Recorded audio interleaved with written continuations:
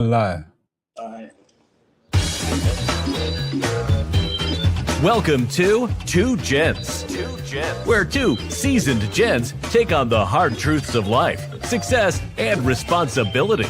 In a world where the rules don't bend for us, these gents believe in doing the work, owning the struggle, and inspiring others to take action. So, pull up a chair. Hey, good afternoon. Welcome to Two Gents Podcast. Tonight we got Byron in the building.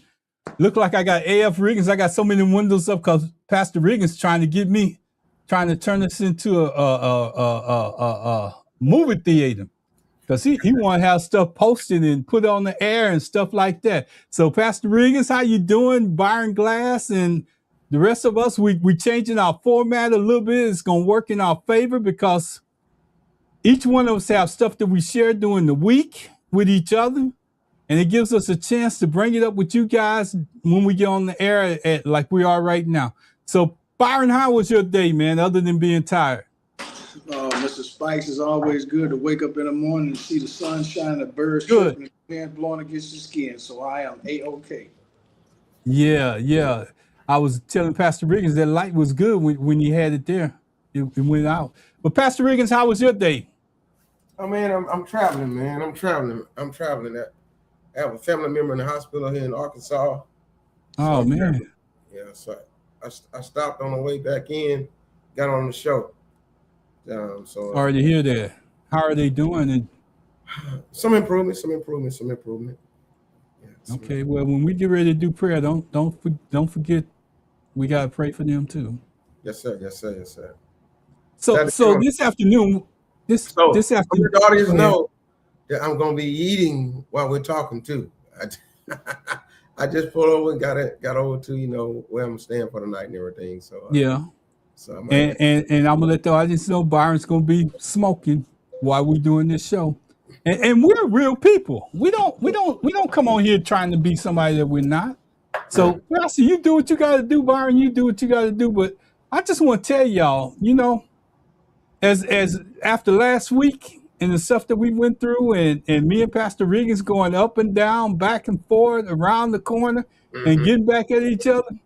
Tonight, we just changed the format. Tonight, we just coming at you every week from this day forward. We coming at you in this format. And if one of us have something we want to bring to the air, I'm looking at that camera over there. If one of us have something that we want to bring to the air, we going to bring it. We ain't going to bite our tongues. We ain't going to do none of it. So Pastor Riggins has some videos that he going to bring up. And of course, Ron has some videos that he's going to bring up. Byron said he didn't have any this week. He just going to participate. We needed him last week with me and Pastor Riggins. Oh man, we needed him, man. We was getting at it, bro. So I hope y'all enjoyed it. I had a call meeting for my civic duty, so I couldn't make it. Yes, So as we get into this, Pastor, you want to go? You want to go now? Or you want to wait? well, let's bring up the video. What happened on Sunday that was aired on Meet the Press, but actually happened on Friday. First. Okay, let me see. Let me get it. I want to give it the whole stage, so I need to switch something up. Go here. You want this one? Donald Trump is the biggest snowflake of them all. He walked off of an interview. Did you see this? With Kristen Welker from NBC. Because she told him and challenged him that he has never presented any evidence that the 2020 election was stolen or any evidence that any election was stolen. He keeps making it up. And finally, someone's challenged him on it. She did a great job. We could use more of this. She could have even gone harder. Watch this. They sent people to jail who did nothing wrong. Right, just to be very clear, there's no evidence of what you're saying. But let me ask you about Todd Blanche. Let me ask you about Todd Blanche. Listen to me. Let's talk There's about Todd tremendous Blanche. evidence. There's nothing but not been evidence. The presented election in a was court of rigged. law. It was a dirty election. Mr. And it's President, happening again right now in never California. Presented evidence It's happening that the right 2020 now in election California. was rigged. Right now, it's look at what's Where's happening the in evidence California. to that? It's The 4 Republicans days. are doing well in California. They're not. They're dropping fast because it's a rigged election. Let me tell you, it's 4 days, and they aren't even close to coming up with it. You know why they're doing that? Because they're cheating on the election. Do you have evidence to support that? All I have to do is look. All I have to do is look. That's not evidence. And I listen to people. and let's see what happens. But, sir, that's not evidence. Do you think it's appropriate? That's how they count the votes in Do you think it's appropriate that they have an election and 5 days later they're nowhere close to picking a winner? State and local officials acknowledge they are slow. They're urging. No, they're crooked. They're urging the votes to be counted quickly. That's how they vote in California. They're crooked, just like you're crooked. Your press is crooked, and Meet the Press is crooked. To be fair, I'm not crooked, but let's really. Let's well, continue. You play right into their hands. Let's continue. You're either crooked or you're stupid. You play right into their hands with this rap. You know that these elections are rigged. Your network knows that they're rigged. You know that I won an election in a landslide, and I got 94% bad press. But, Mr. President, you know why I got that? Because you have no credibility. But you've never presented evidence that it was rigged. Let's keep talking about. I want to talk about Todd. You have more evidence. There's more evidence than ever presented. Let's talk your about elections in this country. We're like a third world country. But, sir, your elections are crooked, and you're crooked, and Meet the Press is crooked, and so is ABC and CBS and CNN. But, Mr. President, you're one-sided crooked networks. All right, let's call it quits because I've had enough. Thank you, darling. Have a good time. Mr. President, let's please. I traveled all the way to Wisconsin. I've sat in the rain with you. I know. I've sat in the rain with you for an hour, on and off in the rain, and I've given you enough time. You ought to straighten out your press because you know what? Mr. President, a country can never be great with a dishonest Listen, press. we traveled all the way to Wisconsin for this interview. Donald. That was Baron Glass. Talk to me, brother. Two things. Why do they not punch in the gut the same way he punched in the gut? As soon as he said you can never have a dishonest press, I would have said you can never have a dishonest president. Number two, until you present some facts, then the position that you're taking is moot. The American people deserve facts, not fiction. Another thing, he don't want to be interviewed by me because as soon as he called me crooked, stupid, I'm gonna say you sound like you crooked and stupid. I'm gonna say sound like it. See how you use your words. No, Riggins. If he called me that, I'm calling him that. I'm going tit for tat. Well, see, the problem of it is, remember, he has the power of the FCC to try to shut it down. That's fine. That's fine. So legally, when I go to court, I'm gonna say I didn't call him that. I say sound like it. Well, but he can't call you. So he's not no more above the law than you. If he call you that, or you can call him that back. I understand. At least see, I think that you know he stepped over the bounds. She asked him, where was the evidence, and he just kept saying the same thing over and over. And if somebody asking you where's the evidence and you can't say anything to defend yourself, that sounds like you just spewing garbage out there.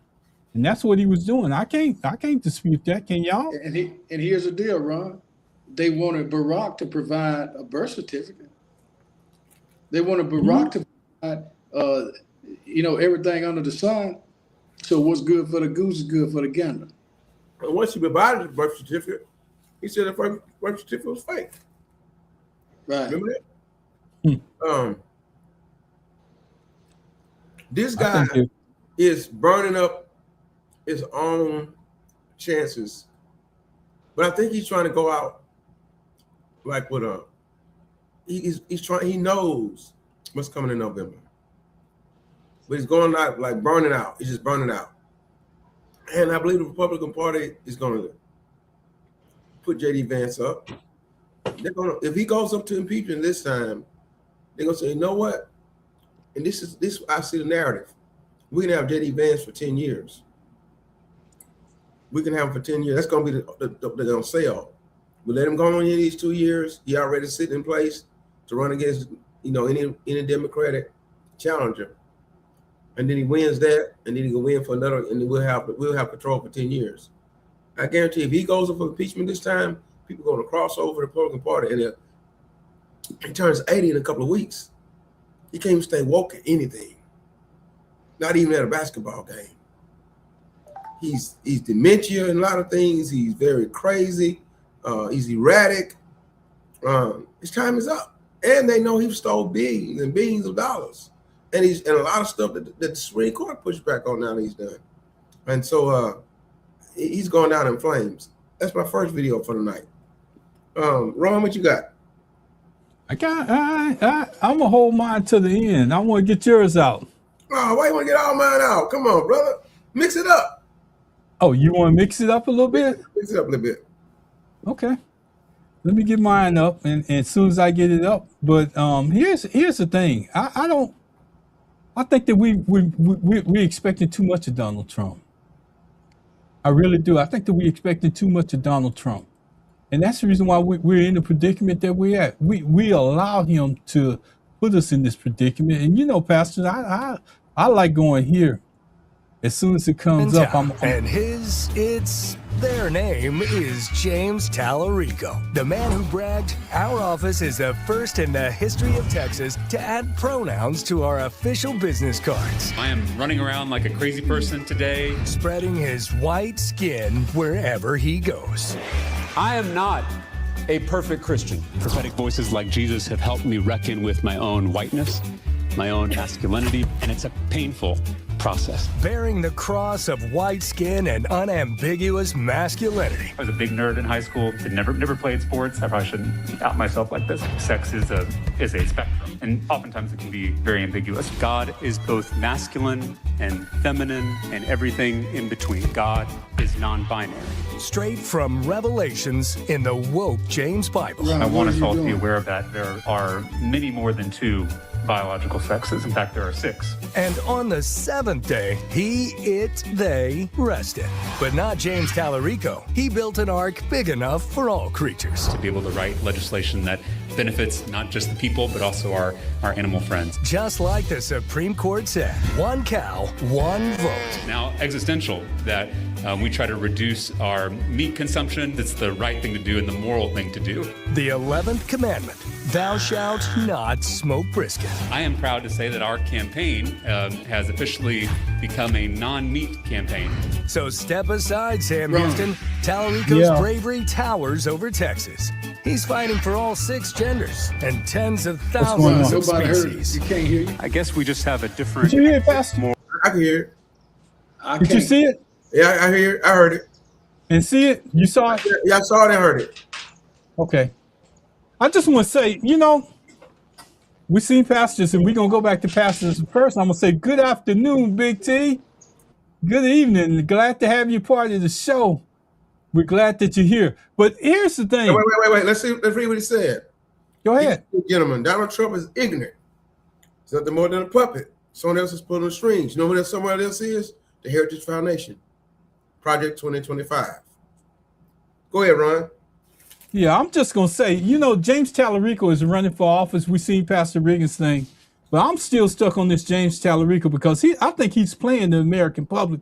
I think that he's going to sit on his hands when he get into office, and he ain't going to do nothing to help anybody. And based on his comments, I got more, Pastor. But based on his comments, we better open up our minds and get prepared for stuff that we never seen before. And Pastor, I got a question for you.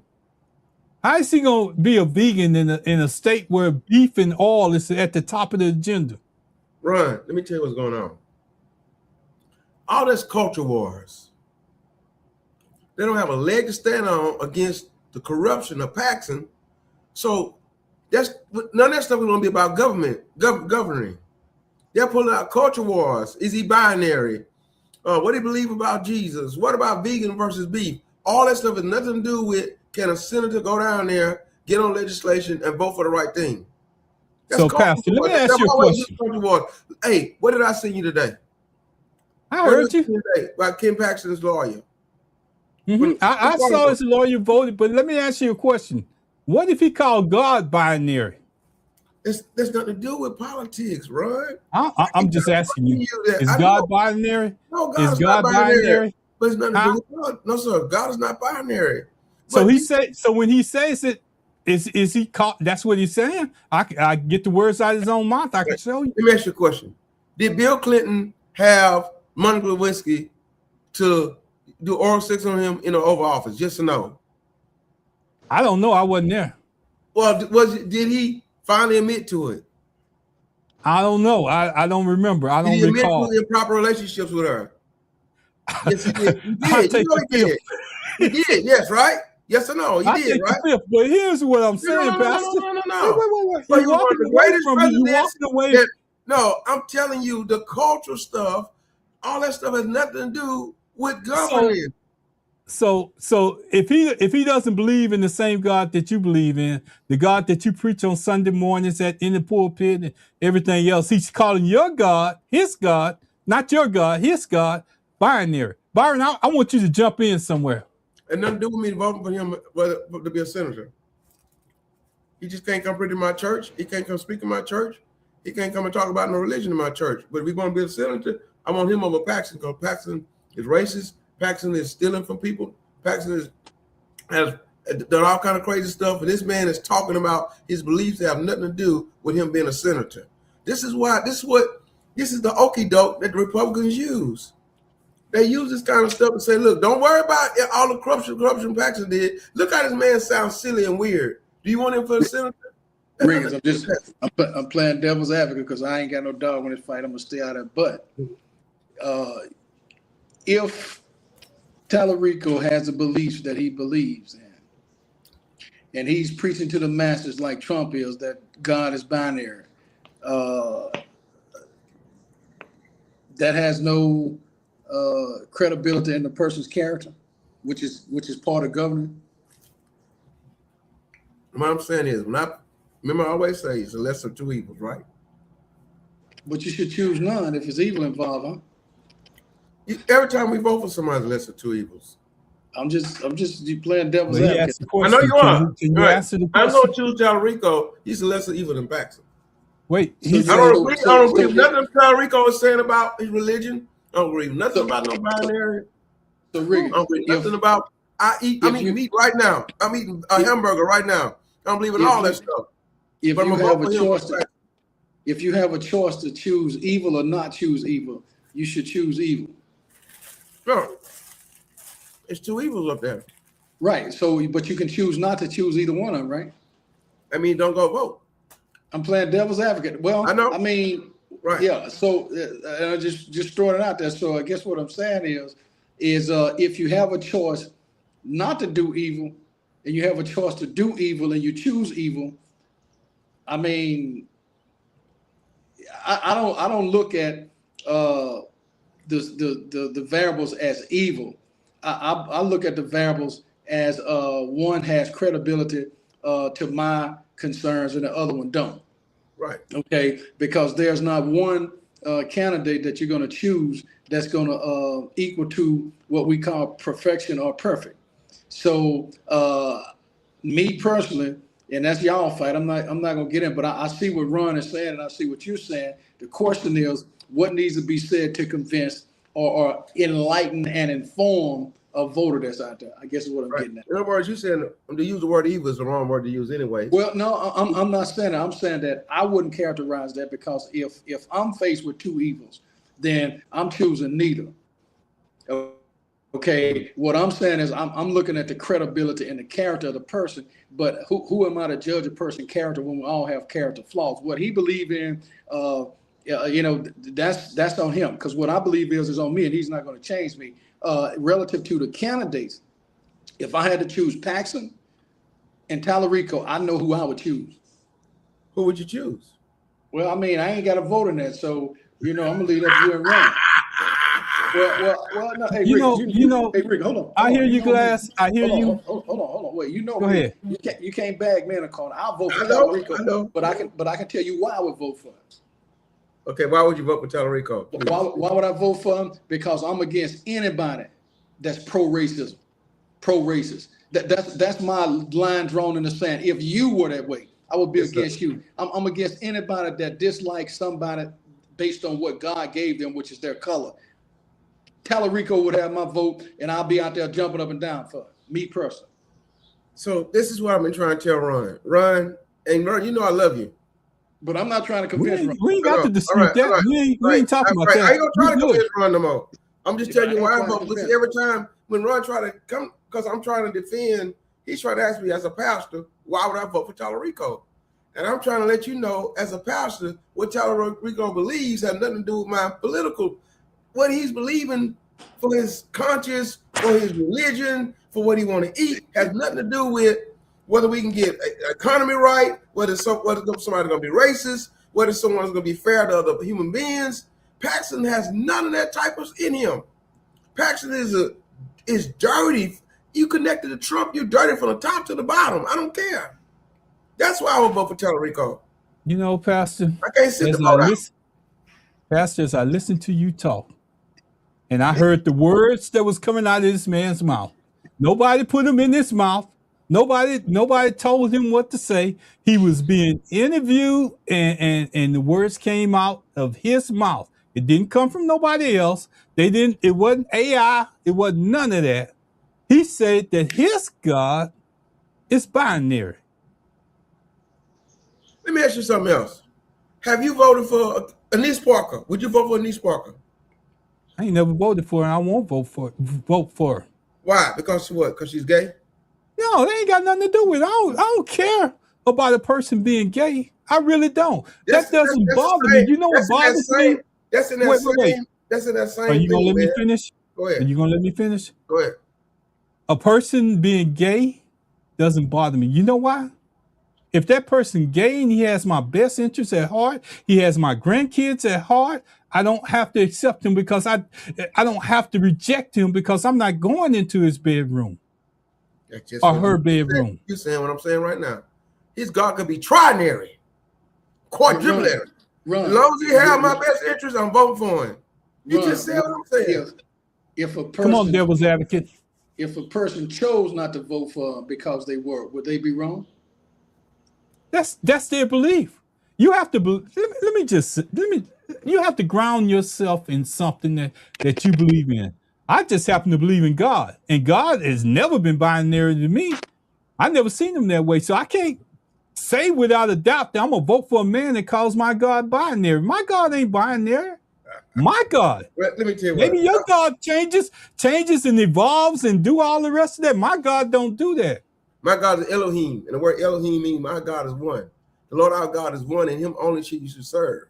But you voting for a man that says he's binary. I'm not worried about that. Oh. I'm not worried about that. All right, Pastor. Because it's nothing to do with what I believe, brother. See, what they've done, they've used the okie doke to get into religion versus religion and politics should never mix up. That's what killed Jesus. The Pharisees got with the Roman government and killed Jesus. You never mix religion and politics. I'm a pastor doing what I do to serve the community. I'm not going to mix my religion. I'm not going to bring my religion onto this show and try to convince anybody to believe on this show what I believe. I never we got some static going on in the background. But it happened on Barrett. Something happened with Barrett. I would never come to on Wednesday night. I'm preaching Jesus. Sunday morning, I'm preaching Jesus. On Tuesday night, I cannot come onto this show and a political show and preach Jesus. That's not what I'm here for. I know you're not. Right. So that's what I'm saying. So binary, trinary, quintillary, whatever word, I'm making up words, have nothing to do with us trying to govern and what was best for our people. So Pastor, there were a lot of people that were atheists that was delivering people from slavery. Do you understand that? Big T said, Big T said, what love got to do with it? Yeah. You know, my thing is just this. Yeah, what's love got to do with it? That's what he's saying. Yeah, but here's my thing. My thing is this. If I'm gonna vote for you, I gotta feel like I got my heart vested in your thoughts, because some things might come down the pipe that I'm asking you, you're gonna have to be my voice and my representation where you are. And if you can't be my voice and my representation, there's something wrong with that, Pastor. I can't trust your pattern and your thoughts based on your actions. And see, let me just say this, and then I'm gonna yield. Let me just say this. See, when somebody looks like me, I kind of know. Well, I can't say that either because we done failed on that one too. But anyway, I kind of have an idea where you're going. But when the words are coming out your mouth ain't lining up with this, how you approaching this? Because he brought up religion. We didn't bring it up.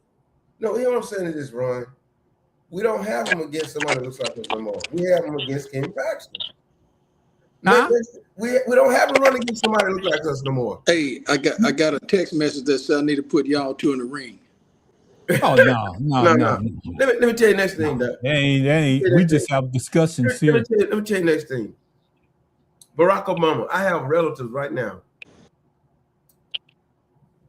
Real close relatives. Riggins, I missed Barack Obama over this. I missed out.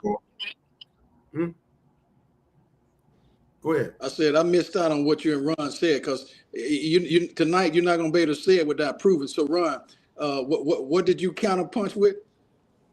My thing, and the only thing I told Pastor is, if I'm gonna vote for somebody that's gonna represent me, they need to at least be aligned with how I feel, how I think it should go. Because if they not aligned with me, and I voted for them, that's on me.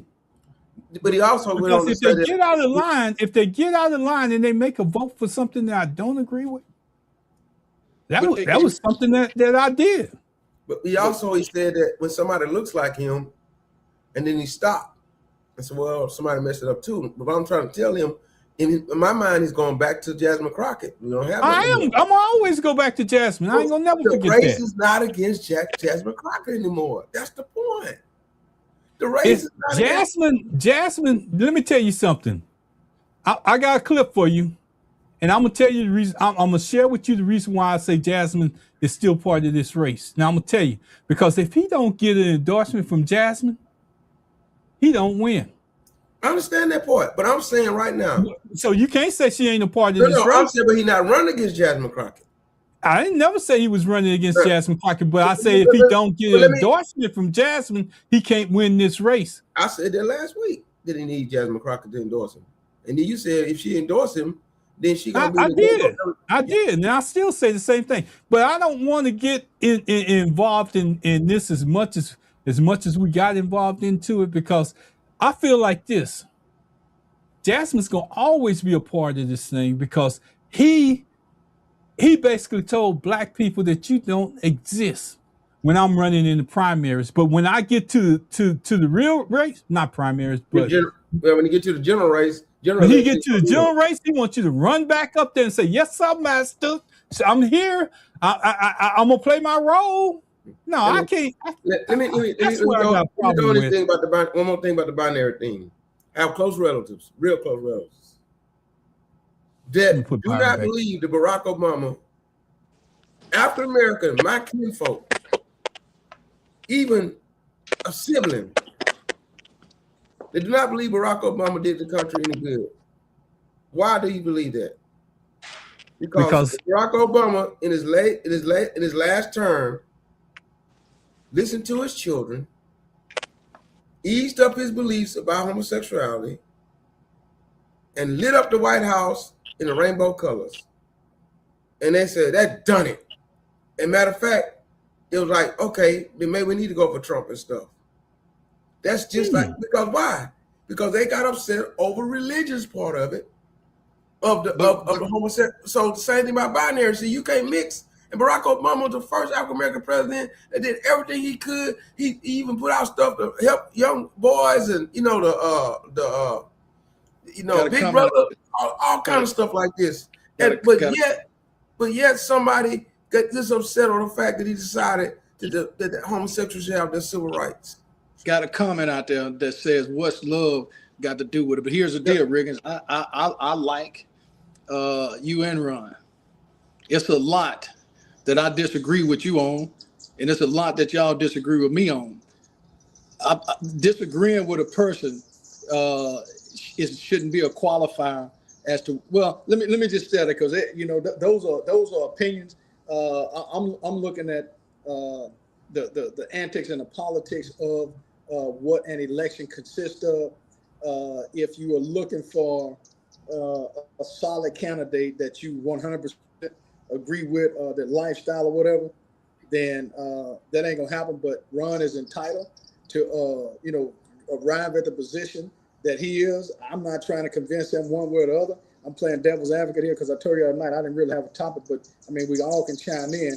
At the end of the day, if Riggins came tomorrow, well, let me not use Riggins. My best friend came tomorrow and told me that, he was about to marry a dude. That's not going to stop me from loving him anymore. Whatever God that he served or whatever, I mean, that's on him. Because at the end of the day, that person's not going to convince me to believe what they believe. So I don't think nobody know what God is other than what they said, what's told to us in the book. That's me now. Based on what's in and I know Pastor don't want to mix religion with church with this show, but based on what's in the Bible, and you called this name earlier, they said the Bible even says there's only one person. So how do we can't go halfway in and halfway out and somewhere in the middle and say, oh no, we're gonna go with him because he's just a good person in the strategy. But Ron, I think to counter what Riggins is saying is that it's telling that you ain't supposed to eat seafood, and people try to justify that. I mean, are they wrong? I'm not saying that they're wrong, but Glass, when we get here on this format. Oh yeah, no. We ain't on.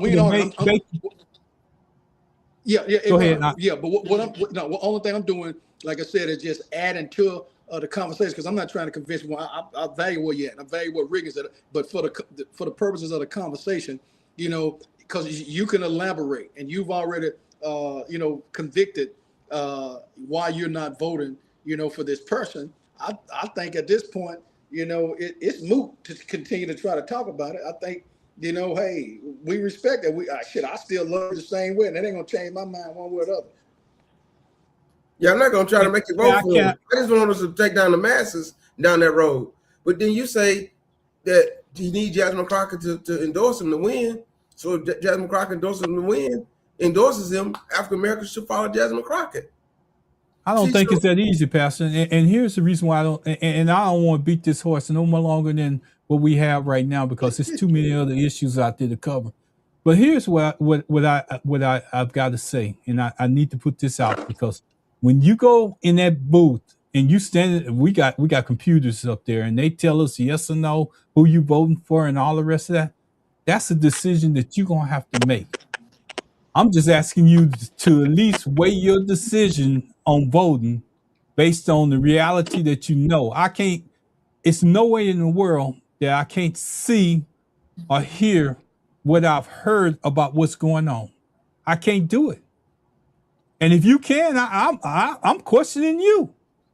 Because if it's put out there and it's in plain English and it's coming out of his mouth just like I'm talking to you, and it gets worse. So I don't know what the word cringing mean. I ain't never heard of it in politics before. I heard it from him. It's cringing. Ron, so let me make sure I heard what you said. Is you've been knowing Riggins for 10, 15 plus years. So are you saying because he's supporting somebody that you question who he is, or what? I mean, what do you mean by that? No. Let's clarify, because I'm gonna be Pastor Riggins' friend, just like we never had this conversation. Okay. Yeah, I want to make sure that's pointed out. Yeah, it ain't going. Byron, shoots. Me and Byron then went down the road where we didn't even agree with each other. But where we at right today? We right here on this show right now. Yeah. So it's really conversation. That's what you call love and respect for one another. Right. You can take a position. Yeah, and I wanted to clarify that, because I didn't want people to think that you said something, and because of what you said, they take it as if you are Benedict. No, that's not what you're saying. I just wanted you to clarify. Yeah, okay. No. If that's the way it came out, I'm glad you clarified that, because I'm gonna tell you, I love my brother. I'll call him up anytime and mess with him, because sometimes he be posting him in those suits. But Riggins, I'll be messing with him. Riggins, Ron is saying that you are wrong. I'm telling you I'm saying about Ron, wrong. If he vote for Paxson. I ain't voting for Paxson. I'd rather abstain. No, what I said, and let's get this clarification out there. It's other Democrats on that ticket. It's a lady running for governor. on that ticket that's running on the Democrat ticket, I have no problems with her. I just don't like the way they did my sister. That's the whole And I don't like the way, as Pastor Regan say, they come back and they're gonna ask her to be a part of supporting what they did to us. I can't quite go with that one yet. Hey, Riggins. It's gonna take till November for me to make that decision. Hey, Riggins, if I was faced with Paxson and Trump, I'm voting for neither. Yeah, it ain't the same thing, man. No, it is the same thing. I'm voting for neither. Why? Because I can't. Don't ever get me confused. I can't cast a vote for Paxton, and I might as well just pack up all this stuff that we got here. This stuff where you see me and Byron on. Well, hell, we can go travel to Louisiana and socialize, because that's what I'd be doing if I cast a vote for Paxton. I'd be socializing on this thing. If you hated other people, you and I couldn't be friends. What do you mean? If you hated other people, other races, you and I couldn't be friends. I understand that. Because that's my deal breaker. That's okay. I understand that. I don't hate nobody. You know, prejudice is racist either way. Because we're talking about the good book. So at the end of the day, I may dislike somebody, but I ain't gonna never subscribe to. No, I just like their ways, like how they do, how they treat people, and all that. Like, I don't hate Paxton. I don't even hate Trump. I just can't stand what Trump does. With all said and done, I can't get to heaven hating Trump. But I can hate everything he does. I can hate the way. That's Barron's deal. Hey, listen. Let me tell you something about Trump. Trump says, "Hey, mail-in ballots are cheating." He says, and he turns around and did a mail-in ballot, right? So I went to visit my parents the other day. Barron lives in Louisiana. Louisiana is the reddest state, one of the reddest states you can have. Woo. My parents in their 70s, you know what they said? Help us do our mail-in ballot. And my parents sat there, and we got my uncle and my auntie over there because they live in Texas, me in Louisiana, because they got to have a witness with the address and all. And I helped them with my uncle and auntie and them get their mail-in ballot stuff together. My parents voted by mail-in ballot. My daddy's brother and them took it to go mail it in Louisiana. See, Trump have no problem with mail-in ballot in the red states. He has a problem with mail-in ballot in the blue states. Pastor, you know what? You brought up something that me and you can agree on. Because I'm going to tell you, Barron and your parents in the state of Louisiana, it's a wonder they can win anything based on the numbers. Right. It's Texas, but here's the deal in Texas, and we talk about Tallarico. Well, I'm going to tell you, Tallarico got an uphill battle too. Because in Texas, people vote against their best interests and don't care. See, because let me tell you what the conversation should be about, Pastor, because here's the conversation. The conversation should be about people voting against their best interests. Because here's the deal. They live in a state, or they live in a place where they can't get human services. And the Republicans are voting to make the government smaller. So you voting against your best interest, and you need the stuff that you're talking about you don't want to agree with. That's what the conversation be about. I'm going to put the truth out there. You brought up Tallarico. I didn't. No. Hey, he wants a big no. I brought up a video, and he said, "Let me bring up my video." All right, Pastor. I love you, Ron. I transitioned in the last statement that I made from Tallarico to what we've been talking about to a new place. Right. Okay. And I'm trying to get you here so you can transition into it, so we can leave that. We didn't had that discussion last show and this show. So we're gonna leave it alone. I'm trying to get you to transition into people voting against their own best interests because they need the services, but they still vote for a government or a representative that's red on the opposite side that's never going to offer them the same thing as a Democrat. Right. Well, I was telling them, Barry, when you went out, was that you know how Trump act like he don't believe in mail-in ballots. I was out visiting my parents. I had to bring them to Houston for some doctor appointments. And my mom says, hey, help us do our mail-in ballot. Right there in Louisiana. Hold on, Riggins. Hold on now. You know I can't let this go. Mr. Spikes, now are you not voting against your own interest if you don't vote for Tallarico? You know what, Glass? You know what, Glass? Hey, Ron. I'm gonna just say you. Amen. Hey, Ron, Let me just say this, and I need to be clear, and I need to lean in a little bit when I say it. Please don't slap me. No. My thing is this, and I need y'all to clearly understand me. What you choose to do with your vote when you get there, is your choice. Right. But I have made up my mind if I'm gonna put a check mark or whatever by Tallarico's name. I'm definitely not gonna put a mark by Paxton, but I might not put a mark by either one of them. So that's my choice. All right. Hey, I got you now. So you hadn't 100% definitively said no, right? I haven't said no quite yet, but I'm if it was if it was tomorrow, I'm gonna stand in that booth and look at them two names. I'm gonna look left and I'm gonna look right, and I'm gonna go down that list and I'll vote for everybody else. And I'll turn in my ballot just like that. Hey,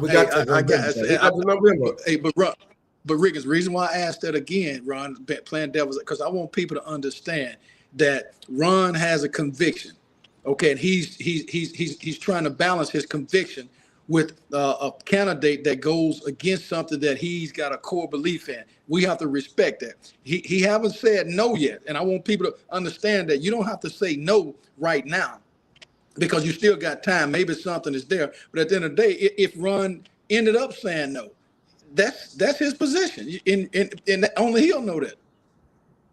And here's what I'm convicted to. Here's my conviction. It's a lot of young women out there trying to be somebody.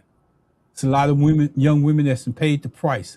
Even some older women, like Kamala Harris, paid the price to run to be in office. And you mean to tell me that we're gonna choose strategy over what they did? I can't. That's the reason why I'm contemplating what's going on right now. Because if this man had a conscience and he didn't say it himself, words out of his mouth, he said that I really shouldn't have won this race. I'm a nobody. These are words coming out of his mouth. So that means it took something extra for them to get Jackson Crockett out of there. And that's where I yield at. I'm right there, Pastor. Ron, what else did I send you to put up today? Oh. You ready to change the subject now, huh? No, you told me we're changing the subject. I'm just messing with them, y'all. You got two more things that I shortchange. I know that we getting some static. I hope y'all still bearing with us. We're gonna go back to the points that we were making. I'm gonna add this to the stage because impeachment defense attorney for his opponent, Ken Paxton. Dan Cogdell says Paxton has, quote, lost sight of his core mission, which is to represent the people of Texas, while arguing Tallarico has prioritized, quote, unity over division. Cogdell worked with Paxton for nearly a decade, also defending him against criminal We don't charges. see the video, Ron. And Dan Cogdell is joining us now. Dan, we don't see that video at all. All we see is this putting yourself picture of out there. Tallarico You donated the maximum amount you could Thank you, to Pastor. Paxton's Senate campaign last year, only to later call him a, quote, rubber stamp on President Trump. So how do you explain that dissonance? What changed? Well, sure. First off, I was on his impeachment team, and I was a lead lawyer in his criminal case. But the Constitution, Anna, requires me to represent him aggressively, ethically, and zealously. I did that. The Constitution does not require me to vote for him or endorse him. So the answer to your question, however, is I really wasn't familiar with Tallarico. when I held fundraisers for Ken and I made the maximum contribution. Since then, I have seen James Tallarico. I have heard him speak. I have met him, and I believe he's focusing on the things that Texans are concerned about. We are number one in school shootings. We are number one in uninsured motorists. We are at the very bottom in education. We are at the very bottom in healthcare. And I haven't seen Ken Paxton mention any of those things in his run-up in this election. I believe James is focusing on those things, and I think those things are important to Texans. But arguably, you knew Paxton back then, and you still supported his campaign financially. You were one of his biggest defenders, literally, for years when he was indicted for felony securities fraud charges, accused of bribery and abuse of office, impeached by the Texas House for misuse of office to help his friend. His wife filed for divorce from him on biblical grounds, and now you claim he, quote, lost sight of his core mission, which is to represent the people of Texas. Has Ken Paxton actually changed? You know, I don't know that he's changed. I do know that my feelings about Ken have evolved. They're not binary. They didn't happen overnight. My decision to endorse James was not a quick one. I gave it hard thought because I realized the pushback that I would get. But at the end of the day, my obligation to defend Ken is separate from my obligation to vote for the best person. And I believe the best person is James Tallarico for the reasons that I've discussed. Do you regret defending Paxton? Now, not a bit. I would do it. I'll let it take just a minute. I'm proud of the results that we obtained for Ken, both in the impeachment. And Go ahead. Dan What you want to say, Cogdell's Byron? joining us now. No. I was just going to say what he just said, and correct me if I'm wrong, is counter the territory that you in. Like he said, his ability to defend him has absolutely nothing to do with him endorsing another candidate. Yeah, true. Yeah, okay. All right, True. now we've got the clarification. Also, Ron, did you listen to the man says the issues that he or Tallarico trying to address? Texas being at the bottom of education. Texas having the most uninsured motorists. Texas having the highest amount of shootings. These are things that a politician is supposed to address. Not about whether God is binary or whether he's cringy or something. The issue. Wait. Hold up. Now you just just a minute. No. I'm talking about the video of the man we just watched. Yeah, I'm talking about the same thing. I'm talking about what you just said. Paxton will not take care of none of the stuff that Texas is supposed to be dealing with. You run around stealing money, stole money, a bunch of money, to securities exchange, did some kind of sweetheart deal, didn't go on trial for it. All the issues he got going on in his personal life, the stuff that he did, suing all kind of people for all kind of crazy stuff, the election denial that Trump won in 2020, all that stuff, nothing to do with trying to govern. Even though Tallarico has those issues that you're concerned about personally and religiously and all that, the stuff he's addressing politically is Texas economy, Texas education, Texas safety, those kind of things. That's why Ken Paxton's lawyer endorsed Tallarico. And the Houston Chronicle came out with that. And I basically had to go find it, Pastor, because the Houston Chronicle, it's written format. So I had to go find it because they say we don't read books. We have to put it out there where they can hear it. Here's my thing, Pastor. I agree with everything that he said. But what I seen that he was able to do, he was able to make a distinction between how he felt and his work life. Yes, sir. He was able to make that distinction. But on one hand, you said that he said that Tallarico is that Ken Paxton is not doing that. All that stuff that you said that he saw that he was doing about why he was voting for Ken Paxton, why he was voting for Tallarico. Ron. Tallarico is not saying the same thing that he's saying. Yes, he is. The man said he met with him and talked with him. He said, I met with him and talked with him. See what? So let me just address this issue. The media is gonna.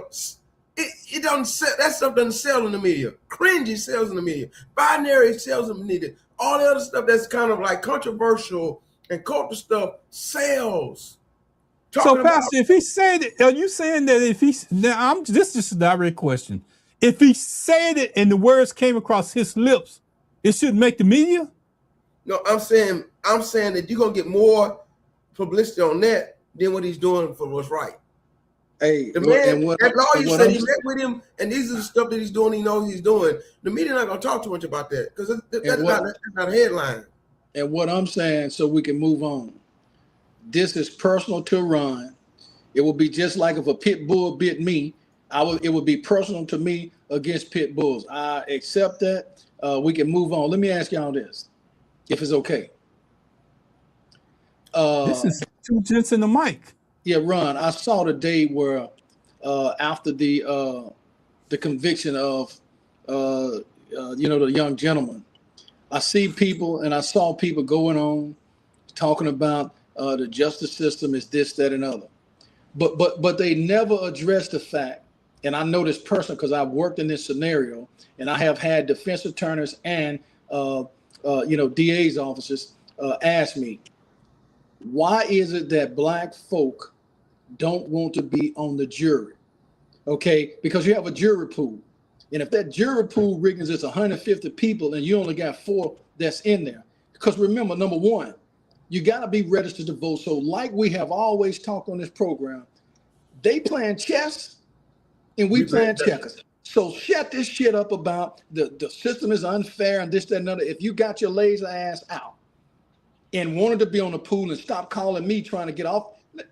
And what I'm saying is, Barry, you're right. Let me tell you why. We get it in the mail, right? We get a jury summons in the mail because we're now ready to vote them. We're trying to find every way how to get out of that jury deal. We go up there, we hope that I'm telling you, I say I'm talking about in general. We hoping that they don't get down to our number and they send us home. We get that $33 for the day. If they do get down to our number, the man start asking questions. We start thinking about, man, I might get sequestered. I might be sequestered for the next 3 weeks. I got stuff to do. I want to go home. I ain't got time for this. And we find our ways not to get on the jury pool. The jury pool end up being on people on that jury pool end up being people that watch soap operas all day. Ain't got nothing to do. They don't mind not going home. Some of them halfway nosy, want to be in other people's business, and then some of them have an agenda. They end up on a jury pool, and we get mad because we say the jury pool wasn't right. And when the jury of his peers, when you can't even get a jury of his peers to even answer the question right and get on the pool. So Mr. Spikes, I'm gonna ask you. So why are we instead of complaining about something that's basically partially our fault? You know what, Glass? This is one of those moments I'm gonna have to look directly at the camera because when I say this, I need people to understand this. You're living in a red state where you got more Republicans than you do Democrat. When you get an opportunity to come out and serve your people, it ain't just behind the ballot box. It's behind your actions going down to serve on a jury box too. You already know that you're behind the curveball based on the numbers. You know that. So if you want a person to get a fair fight in court, you either have to elect somebody locally, a judge that look like you and get involved, or you're going to have to go down and serve on that jury pool. And the deck is stacked, especially in Louisiana and Texas. I can show you on any map where the deck is stacked against everything that you do. But to change, only difference that you're going to make is you got to put some action behind your words. As Byron Glass said, when you take a seat at the table, you got to talk too. And Ron, being registered is your voice to have the opportunity to get at the table. Because see, if you had more on there and they spoke against it, you would have a hung jury, you would have a no guilty verdict. Right, Riggins? Yeah, that's right. The guy had a name that was like one of the basketball player names. Carmelo Anthony. Let me tell you what. But in that case, I was talking to somebody about that case today too. What got him in trouble was this. They say he was being bullied by the guy. If Baron Glass is bullying me, it's my responsibility to go to the law enforcement and say, I'm being harassed, bullied, blah, blah, blah, blah. Once I take that case into my own hand and I do something to Baron Glass, he end up dead, it's going to be premeditated murder. Why? Because I can show record, they can show that Baron was bullying, and Reagan decided in his mind, premeditated, I'm going to do away with the person that's bullying me. But now, like you said, you got that full evidence in front of everybody. You got a jury that's looking at this, and they don't have nobody on there that can say, well, maybe the man was scared to go to the police. Maybe he didn't trust the police. You know, maybe he acted, you know, irrational in that moment. You can have somebody hang that jury, but you don't have nobody on there to hang the jury. They look at what they said. And Ron, here's another thing. Remember, I'm going to practice this until I go to my grave. It's your job to give your perspective. Okay, and if you have only one perspective that's there, then you don't have a chance to disassociate yourself with that perspective because nobody else is giving that other side. I have been in this unique position for 33 years, Ron. I've been the only one. And I can guarantee you this, A.F. Riggins, it wasn't because of me. It was because of the ability that the good Lord gave me. I've been successfully able to convince other people that just because you think that, it ain't necessarily the truth. And we end up at a happy meeting and we all walk away winning. And you know what, Byron? It takes people like you to be involved in situations like that. And if we don't have people that look like us in that situation, you have to take what you get. That's the reason why you may hear me and Pastor Riggins talk about other stuff, and we might got into it last week about other things that was going on. But here's the bottom line. If you're not voting and you're not active within your community, it ain't gonna make a difference either. And because they hear, not mean to cut you out, but they hear all the little young minds out there talking about, I ain't gonna vote. Voting ain't gonna do nothing for me. They absorb this information, they keep it trapped in their mind, and then when they go for legislation, they create laws and bills. Hey, Riggins, I didn't want to mention this, but I just successfully, last week, Ghost wrote a bill. Ghost wrote it, and it approved the House. It passed the House, it passed the Senate, and it's on the desk to be signed by the governor. It wasn't somebody that looked like me that I went to. It was somebody else. But I was able to convince them that if Ron is going out and doing a job, Ron should be paid for that job, right? Mm-hmm. And if Ron is not being paid for that job, how's that the American way?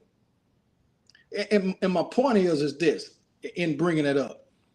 If we don't get out to register and vote and be a registered voter, participate in the process, you're going to continue to get this over and over and over. See, we're still complaining about something, Ron, that the 60s complain about. They got us a clean slate. They got us a table to be at, and we don't want to even sit at the table. We're afraid to sit at the table. Let me add on to what Baron just said. Go ahead, and I want to come in after you. Ghost wrote a bill, which means this. A legislator in Louisiana got their name attached to it and getting the credit. Right. But Baron is the one that told them this is what we need to write. And I'm going to send it to you.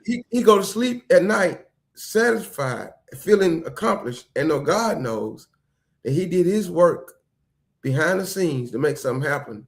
It's called celebrating on the inside. Yes, sir. Yeah, right. I don't need no credit for nothing, Ron. Because see, do you want credit from a man, or do you want credit to say, "Good and faithful servant, come on up"? Say it. You know, Riggins, come on up, Riggins, and get me in the gates. That's the celebration that you want. But see, we keep thinking that a man, a like on Facebook, a man comment on Facebook is getting us where we want to be. That we're losing the game, man. Man, look, when I walked away from that meeting on Northeast Louisiana University that day, when I walked in that room and saw about 200 people doing the NAACP, I ain't know none of those guys, and then Baron was one of those guys. I walked out smiling. I did what I was supposed to do. You know what I'm saying? Because I didn't live in the area. I'm from Vinton, at 4.5 hours away. I'm not even from Monroe. I'm going to the Northeast for 4 years. It's been an institution long before me, and it's still there now. I walked in and looked at all the people, and I said, I don't know who. And I said, they don't even know who I am. I'm somebody it's like somebody owning a restaurant, but you don't know the owners in the place. Like nobody even know who I was. But Barron knew my name. And in 2010, we ran into each other. He said, yeah, I know who you are. And Ron, Riggins was always he was always odd. He was always strange. He was always different. But see, people that don't understand being odd, strange, and different, those are biblical terms used. It's perfectly okay to be different. Peculiar. Being peculiar. Yeah, peculiar. God wants you to be different. And my point is, it's not for accolades. What I'm saying is, Ron, again, is this.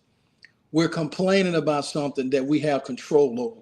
But you look at the paper, people pulling up to gas stations, shooting innocent women. People going to trail rides, shooting innocent people. People riding through the neighborhood, shooting innocent people. And we talking about an unfair jury? Come on, man. You know what, Pat? You know what, Pastor in Glass? You know what that reminds me of? When we've been doing this a while. We always want different. We do the same thing over and over and expect different results. And then what we end up doing is when we need somebody to come get us, who do we call? We call the police. Yeah. When we need somebody to represent us, we don't go vote. When our son gets convicted, our daughter gets convicted of something that they had done, now you want Byron to come out. You want everybody else to react to what your son or daughter did. But when you had an opportunity to sit your kid down and talk to him and tell them, hey, this world ain't fair, that's what you got to do. They live in a society where they can't get ahead. The numbers are against them. But see, they will Ron, put you under jail. That quick decision, that 15-second decision that you make can cost you the rest of your life. I know my father and my mother drove that home. They say, Ron, if you get in trouble, you make a decision that you got to go down. I ain't got no money to get you out of jail. Hey, Riggins, not the first time, not the second time, not the third time. And you need to instill that in your kids' mind that I don't have it. I'm not giving away no money to get you out of jail. I'm getting a little excited. Go ahead, No, I'm getting a little excited because these are personal examples. See, most people, most of the time, they talking about what they heard. I'm talking about what I know. This past Friday night, a lady called me and told me that her son was arrested. Okay, but she called the police to come get her son. But follow me. Okay, Riggins, her son has mental health issues. Mm-hmm. Okay, she called to have the kid CEP. Okay, to be I don't know what that is, Glass. to be emergency admitted for an evaluation to go to get some mental health. Okay, now when law enforcement came out, they arrested the kid because he had been drinking along with his mental health issue. So they arrested him. So she called me. You know what I did? I picked up the phone and I called those who were in charge and told them, look, it's not right to arrest an individual when they call for help. Okay, we sent them the videos. The kid was taken out of incarceration immediately. The kid was given an evaluation, and the kid is now at a facility where he can get help. What I'm saying is sometimes it just takes the one word, Riggins. It just takes courage and the ability to be able to convey a message. It's not that somebody's so bad. It's not that somebody know everything. It's not any of this. Sometimes, Riggins, God says, whatever you do it with the ability that I gave you, and the reward comes. So all I'm saying is, Ron, we got so many people who have gone and got all these big illustrious educations and still don't utilize it. Look, what's this guy? I know this guy, Bruce White. He says, what we as Black people don't realize, this guy is 75 years old, older gentleman. He lived in the 60s and the 50s. He knows what happened. And when we don't vote, we have voted. When you don't vote, you have voted, because you've let the others that did vote against what your best interest. When you don't go to the jury, you've given the justice system the unfair chance against us. Exactly. It's called apathy. Bystander apathy. Apathy. And God doesn't like apathy because apathy is akin to laziness. Yes, sir. And let me, since y'all want me to go to church, let me go to church for a minute. He gave one man 5 talents. He gave one man 2 talents. He gave one man 1 talent. This is a parable Jesus told. The one with the 5 talents worked and got 5 more. The one with 2 talents worked and got 2 more. The one with the 1 talent says, this ain't nothing. I don't know what to do with this. I'm scared. I'm not going to do it. And hid it in the ground. When the master came back, good and faithful servant, been faithful over a few things. Make you rule over many. Into joy, my Lord. The one that had 5 got 10. You could die good and faithful servant. You've been faithful on a few things. You got 2 more. Into joy, my Lord. He went to the one and said, what happened here? I was afraid. I knew that you know how to make money when you don't have money. I knew you was big and stuff. I thought my one little talent wasn't going to make nothing out of it. So I hid it in the ground so I won't lose it. You see what he's saying? I was scared I was going to lose it. I was scared I was going to mess up. I was scared that I wasn't going to do nothing with it. So you wicked and slothful servant. You at least should have took the 1 talent and got interest off of it. Yep. Take it from him and give it to one of 10. You enter into eternal damnation that you'll be weeping and gnashing of teeth. Come on, Rick. What I'm saying is when you don't do what you're supposed to do and don't get involved and use what God gave us, whether it's 1 talent, 2 talents, 5 talents, whether you got 1 gift, 2 gifts, or 5 gifts, whether you got 1 thing you know how to do or you got 10 things, if you don't use it and say, I'm scared, or I have excuses, or I don't want to, he says, you're wicked and slothful. You know good. Absolutely, absolutely. I didn't mean you know, Pastor, can I just say this, Glass? Can you just give me a little leeway here? Yeah, read the comments. A lot of people don't understand the reason why we talk about church on a format such as this. Because church gave us our foundation. Church made us who we are. And we somehow got away from church. And that's the reason why we are where we're at right now. Because we learned discipline in church. We learn how to treat one another in church, and we also learn hierarchy in church. Mm-hmm. See, if you don't understand that part of it, it doesn't mean anything in life. You got to hear what's going on to make a difference. Before I get out here, Glass, I want to say hello to Major Riley out of New Orleans. I see you out there, you and your husband. I could tell you a story about them being Black people, but if you don't have representation that look like you, I don't know what you expect. You have to put in some effort to get something out.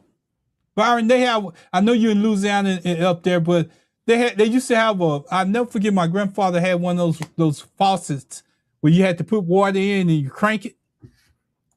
And they used to go up there, and as kids, we'd go up there and crank that faucet, be pumping it, and nothing would come out. My uncles would go up there and they sneak and put water in it, and then they'll pump it, and water running. And I'm sitting there saying, what the world going on? And I never figured that out till I became an adult. What you're basically saying, Byron, if you don't put nothing in, how can you expect something out? You don't get nothing out. And Ron, even when we put something in, we have to be mindful and realize that you're still behind the 8 ball. But if you don't get it in the fight, you don't have a chance to win. Say it. Say it. Dale saying hello. Dale saying hello too.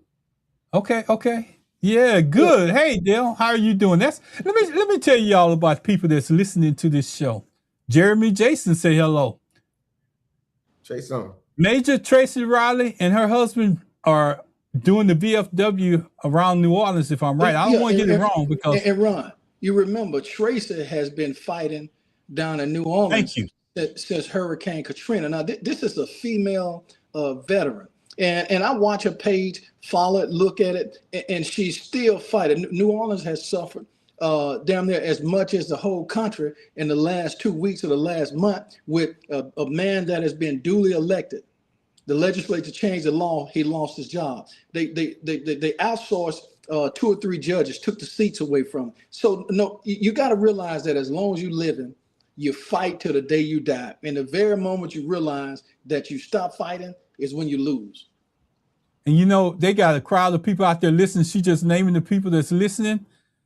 I'm just telling y'all, you have to reach out. We're reaching out. We're getting somewhere with this. And that volunteer action that we're putting in right now is starting to pay off. Major Riley, I want you to come on and tell your story about what you tried to do in New Orleans, because it's important that we know that if you would have had somebody that was sitting in the office or something that made the decision for where you wanted to go with this, because everybody else got theirs, y'all didn't get yours. And we've been talking about this, Byron Glass, for how long? Oh, since at least 2010, 2012, at least. We were 2005. Yeah, Ron. We were doing it before, but we don't need to get off of that. But the point is, we don't. We good. What I want Tracy to know is that these 3 gentlemen right here, she's always got a shoulder to lean on. She's always got a phone that she can dial directly and pick up and talk to us. Because see, when women out there fighting, they always call crazy. Got issues and all this stuff. But see, she don't worry about that. She's steady fighting. Okay, and it may not seem that she's winning, but guess what? If you screaming in the woods, you may not see them, but somebody hearing you. We may not see what Major Riley is doing. We may not get an opportunity to just see the good that she's doing within the community, her and her husband. And I like to say the fact, because both of them are down there. And they both came out of the service. They both were good people. They both had a goal of accomplishing something that they was held back from. That's how we got in touch with each other. But I see what they're doing right now. You know, when God puts something on you, it may not be where you want to be, but what God put on them is that task that's available that they're doing right now. They're helping normal, everyday people. Graham Planter has won the Democratic nominee in Maine. Graham Planter has won the Democratic nominee in Maine. So he's up for the Senate race against Susan Collins. Now, he's a flawed candidate, should they not vote for him. He's flawed because he got some kind of womanizing stuff and all that. But the president of the United States been convicted of it. I know. I'm just telling you I'm telling you the facts, what's going on. They're going to try to use this. But he's not no criminal stealing money from people and all that either. He got some things going on in his personal life that some of it's questionable, some of it is rumors, and some of it might be true. But she's going to try to use it against him. Yeah, hey, Ron, if we can, see if we can reach out to Tracy, because I'm interested. She says she willing to do it already. Yeah, I want her to come on and talk about specific facts relative to the senator from up in my area who authored the legislation to eliminate the 3 judgeship seats, and he never talked to anybody from that particular congressional senatorial district. They never reached out to the people. I mean, but again, if you ain't elected to vote, ain't nothing you can do but holler.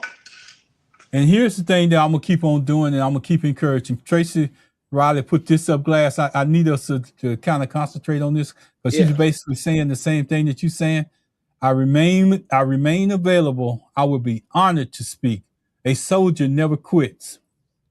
I'm gonna go to her next comment. She says something. I think it's a AM station out there called WBOK 1230 AM.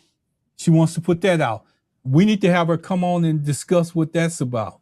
And while we're giving shouts out, Tyron is out there listening from Baton Rouge. Dale is out there listening from Lake Charles. Now, Dale is a guy who is one of those old school guys who have seen it all, have been in the boardrooms, have been in the all of those rooms, decisions are made. He's heard some of the worst comments, raised in Mississippi.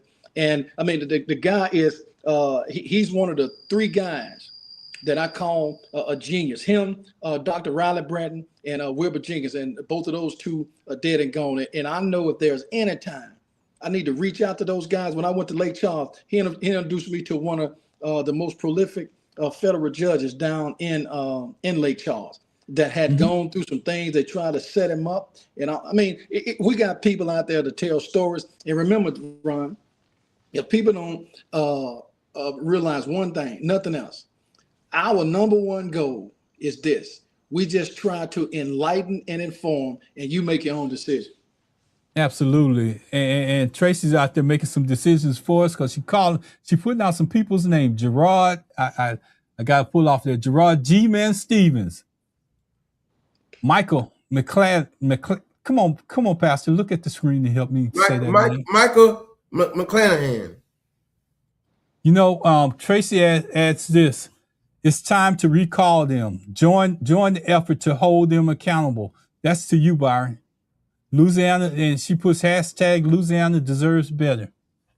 So Byron, that was addressed to you personally. Very, very familiar with it. As a matter of fact, the recall is going to be up here at one of my buddies' shop that Riggins, you remember, called Afrocentrics. He's an alpha. He served on the Monroe City School Board. And so the recall petition will be there available to sign. Just make sure you bring in the right information. You can have proof of registration and proof that you're an active voter. Again, Ron, the same struggle that the Sixers went through, we're going through the same. And you've heard me say this back when we first started. If we don't do, at the end of the day, when the smoke clear and the dust settle, we're going to still be fighting. And that's the thing. We're doing the same thing over and over, Byron. But, you know, we expect a different reaction. You can't keep doing the same thing over and over. And they want to put you in a box.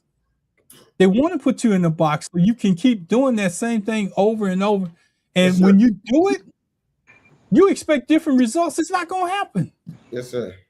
It's too many times that we didn't hear Byron get on this air talk about the people that he didn't help, the people that he went out his way to help. It's too many times that we didn't hear Pastor Regan say that he can't come on this show because he has stuff going on in his church. It's too many times that Pastor Regan's come on this show. He said, Ron, I haven't even had a chance to eat. I'm sorry if I'm eating on this show, but he's giving his time. It's called sacrifice. And we need people like Tracy Riley and her husband and other people to listen to us. If you don't do nothing but share the podcast with somebody, that's what Tracy's saying that she's doing. She's sharing it with somebody that she knows. Aaron Greathouse. I'm just calling out the names. It ain't about see Glass. You know what? And Pastor Regan, you know what we get caught up in? Yeah, I'm gonna tell you what we get caught up in. Numbers. We get caught up in the algorithms. Yeah. Yes, and the algorithms pay people for money. They pay people money for having controversy. We ain't about controversy. What we're trying to do is make it better for people. Right. And when you get to that point where you're making it better for people, all the rest of that stuff go away. Because you can't let them control you through this media. And I'm looking at the camera. You cannot let them control you through this media. You have to take this slow road, but it's a real road.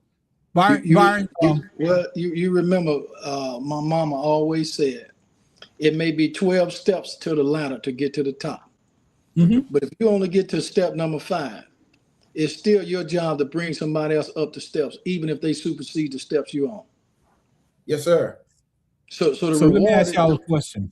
Go straight. We got all this technology sitting here. Mm-hmm. If 10 years ago, we didn't even have what we have right now. Right. If we're not using it to better somebody, why are we using it? And remember, Mr. Spikes, you're not getting paid. Regan's not getting paid. I'm not getting paid. We're strictly volunteering our time and gladly do it. So it's not about the nickels and coins that you can put in your pocket. Sometimes it's just about making sure that the people that you are surrounded with are aware of the things that are going on. Again, our goal is not to try to convince you that this person is good, this person is not. We're strictly having a regular, casual table, afternoon, supper conversation, with about topics that matter to us. Hey, look, there are some great candidates out there that don't look like us. But the ones and there are some great candidates, some ungrateful candidates out there that look like us. Tim Scott, Byron Douglas,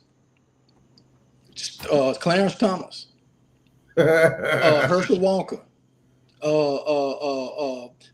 Shit, he dead and gone. Herman Cain. I mean, so hey, it is what it is. My thing is this, Ron.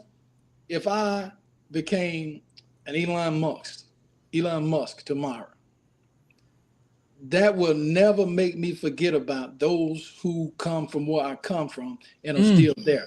See, that's the problem. When we make it, we feel like we have to forget about everybody else that's back there that's still struggling. Whence we came.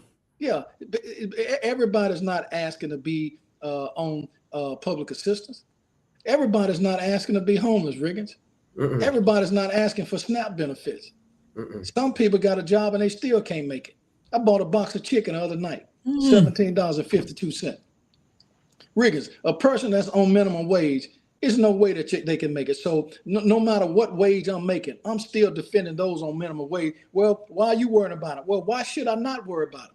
That's right. Jesus worried about everybody, didn't he? Yes, he did. All right, well, I'm done.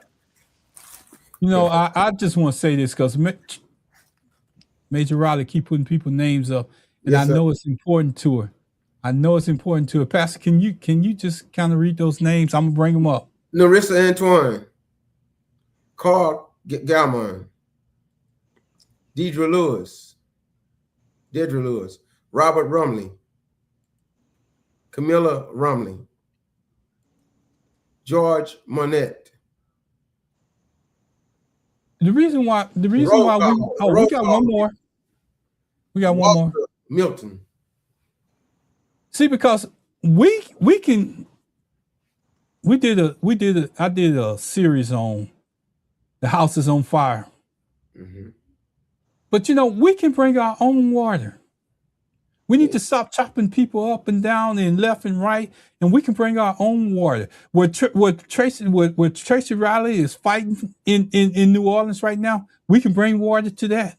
Yes, sir. Where Byron Glass is in New Orleans, we can bring water to that. The house is on fire, but we got to get there somehow. And if they don't give us a media to do it, we can do it here. Because if it's something that you out there that everybody wants to talk about, and it's happening in your area and you want to bring our attention to it, only thing you have to do is email me. Get in touch with Pastor Riggins, because you get in touch with the people that's in front of you, even Byron Glass. I know he got a lot on his plate, but I'm sure he doesn't have a problem getting you onto this media. And I have some people out there listening to Byron, some loyal listeners that's out there listening. And we need to share.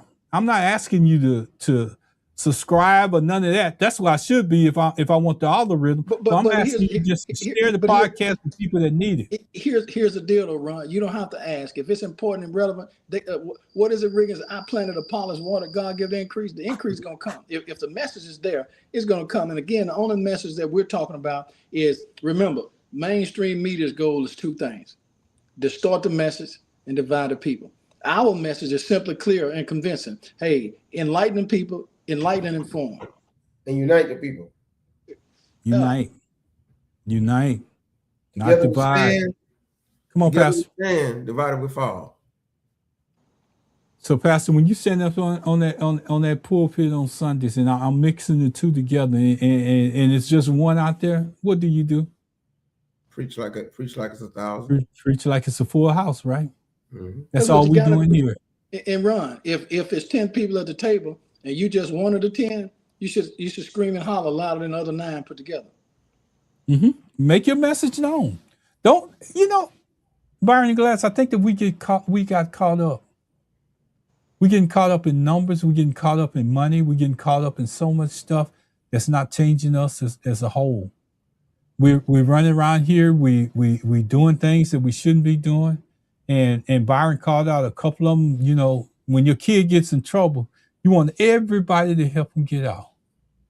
But what are you doing to stop your kid from getting in trouble? I made an announcement. I did something the other day, and I think I sent it to both of y'all. You're stepping on toes. We're getting too casual in our expectations. Huh? You're stepping on toes. We're getting too casual in our expectations. Are we going to wait till somebody get pulled over and killed, and then we want to jump all crazy about it? This is a time where we should be sharing messages with each other. You need to have that conversation with your kid. You need to have that conversation with your nephew. You need to have that conversation with your niece. We want you to come home. We want you to come home. Fight it out in court. You need to have those conversations and don't get lazy and not have it. And then when it happens, you want to come back and say, "Oh, I wish I would have said something." Send that message out to your kids, your relatives, or whatever. Do it right now. Don't hold back. Say, "Look, I need you to come home." Say yes sir, no sir. Place your hands on the steering wheel where it tell you, and sit there. Keep your mouth shut and get home. We'll fight it another day. Yeah.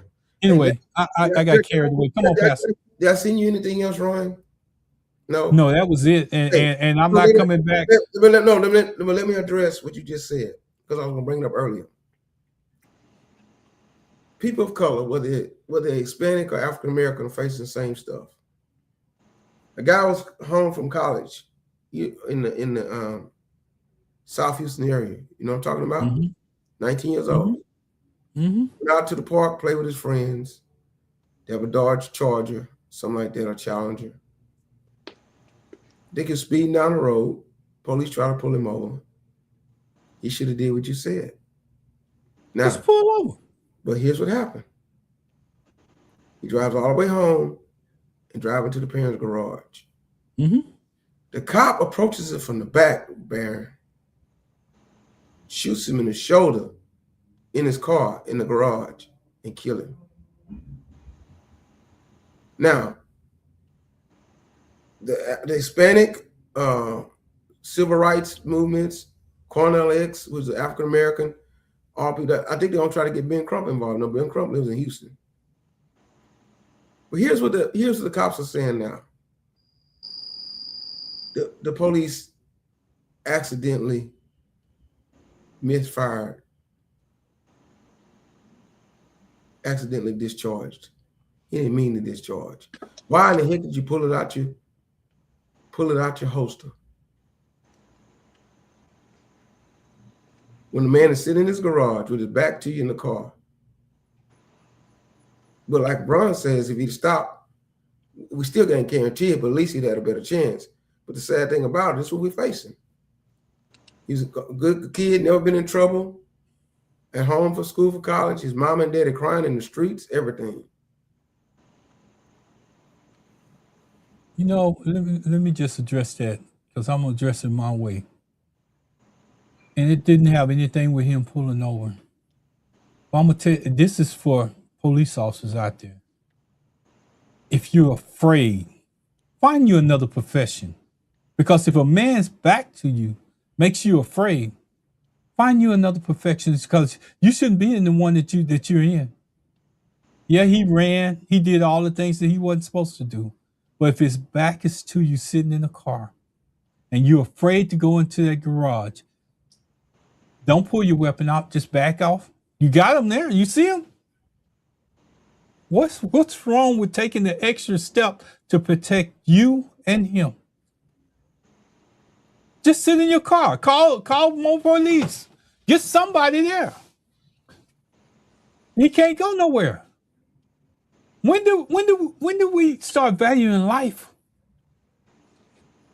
I'm glad you brought that one up, Pastor, because when do we start valuing life? When we start hearing a story being told from somebody that tells it, but they leave out parts of it and they don't tell the whole story. I could give you another example. Young man running away, stole his girlfriend's car, get to a point where they put out whatever they call it, a warning, and they see his car. Police gets behind him. He gets out of the car when he stops in a black community and takes off running. The police happen to see that he had a gun in his waistline. Then he gets on the ground, and the first thing he does is reach for the gun. Then he gets shot. We got to stop. We got to tell the whole story. Don't tell part of the story. Tell the whole story. It's two sides to every story. But if it's a police that's afraid of a man with his back to him, go to your car. Sit there, think about it. If it's a guy that's running from somebody, stop. You're caught. The only other thing left is death. Mm-hmm. And you're gonna have a mother crying and grieving over you. Just stop. Take that little bit of time. Take that ticket, whatever they got. Take it and go home.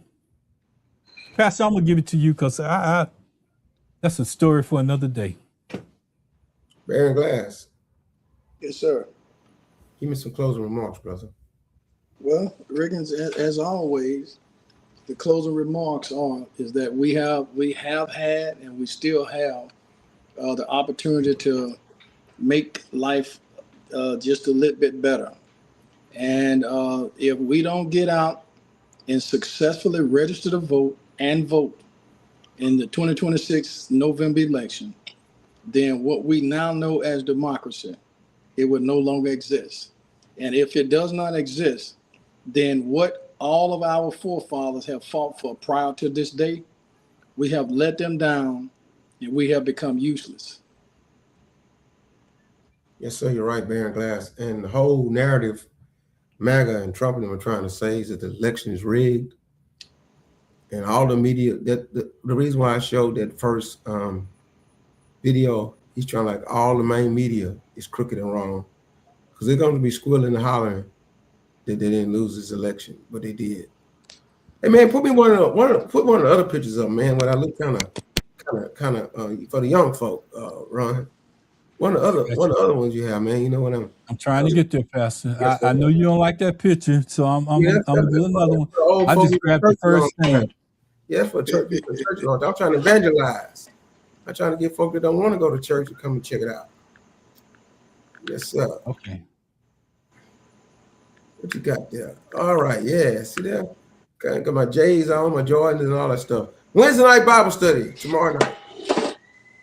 Wednesday night Bible study tomorrow night. It's at Aquila for Nell Riggins or www.facebook.com/Aquila/Riggins.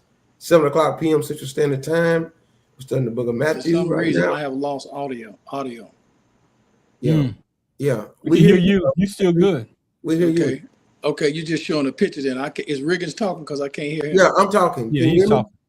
Okay, I can't hear him then. Oh, well, I don't know. But either way, when he closes out, let me know. Yeah. Okay. So I'll wave my hand. Wednesday night Bible study, 7:00 p.m. is with United Covenant Church of God, Sugar Land Church of God. We live on Facebook simultaneously. Come on out. We're studying the book of Matthew. And we want you to get involved and hear a good word from the Lord. We're going to close out this show. I want to thank God for the opportunity we have this platform, Two Gents in the Mic, for us being diligent, for us being compassionate and passionate to try to reach our community, our city, our world, to impact our community, our city, and our world. Tomorrow, Ron's going to be doing a show called The Decree You Choose Today Shapes Your Tomorrow. So this is a proactive show of trying to show young folk how to go find the right degrees to impact our community and to make money. STEM, science, technology, engineering, and mathematics is what's really big right now. STEM, science, technology, engineering, and mathematics. That's because I'm in education. I can bring it out too, Ron, to try to let them know that's some of the big areas to try to get a degree in. But we thank God for this opportunity, and we leave this platform but not his presence. In the name of Jesus, we pray. Amen. Hey, we come on this show every Tuesday night. I just want to say thank you guys for participating. I know that the one is in Arkansas, one is sitting there trying to smoke a cigarette, trying to recover. Probably ain't no telling what he had to do today, but this is how he relaxed, how he chose to relax on this Tuesday morning. We got to continue to fight.